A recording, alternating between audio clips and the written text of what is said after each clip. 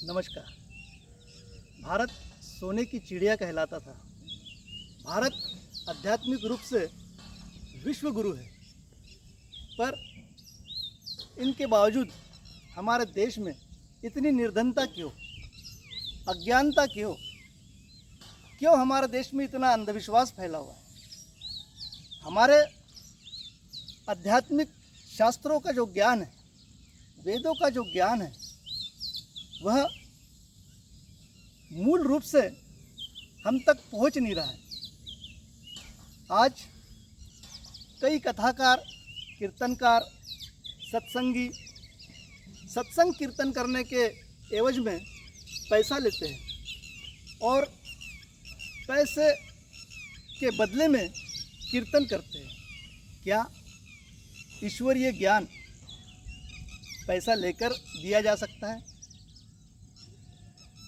पैसे लेकर कथा कीर्तन करने वाले केवल एक इंटरटेनमेंट करने वाले कलाकार हो सकते हैं, वह साधु संत नहीं हो सकते।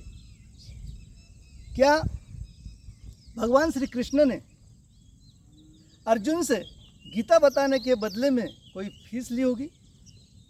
हमारे आदि शंकराचार्य जिन्होंने धर्म का इतना प्रचार किया, क्या उन्होंने किसी से दान दक्षिणा लिया होगा? कबीर साहब ने सत्संग के बदले में किसी से पैसे लिए होंगे?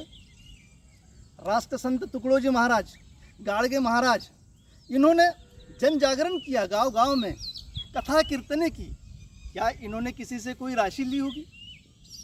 महाराष्ट्र के प्रसिद्ध संत हुए संत तुकाराम महाराज, जिन्होंने हजारों अभंगों की रचना की और उनके अभंगों पे आज पूरा वारकरी संप्रदाय धर्म प्रचार का कार्य कर रहा है। पर ये कौन लोग हैं जो उनके ही अभंगों पे कीर्तन करके लोगों से पैसे लेते हैं?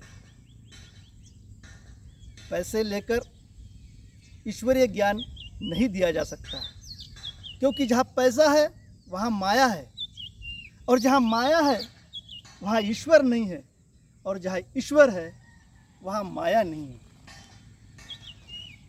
अब संत समाज कहेगा कि हम 24 घंटे धर्म प्रचार में रहते हैं, हमारा गुजारा कैसे चलेगा, हमारा भरण पोषण कैसे होगा?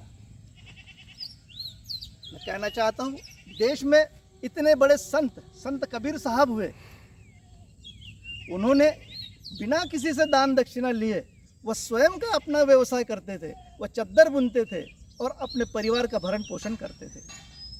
राम ने जंगल में संघर्ष किया और राम राज्य की स्थापना की, अपने देश को खुशहाल बनाया। वही भगवान श्री कृष्ण ने लड़ाइयाँ लड़ी और धर्म की स्थापना की, अपने पूरे यादव समाज को, अपने पूरे कुल को खुशहाल बनाया, एक समृद्ध राज्य बनाया। हम सब लोग भी हमारे वेदों का, हमारे शास्त्रों का मूल और सच्चा ज्ञान ले, अज्ञानता मिटाए, अंधविश्वास मिटाए और इस देश को खुशहाल बनाए, इस देश को समृद्ध बनाए। नमस्कार।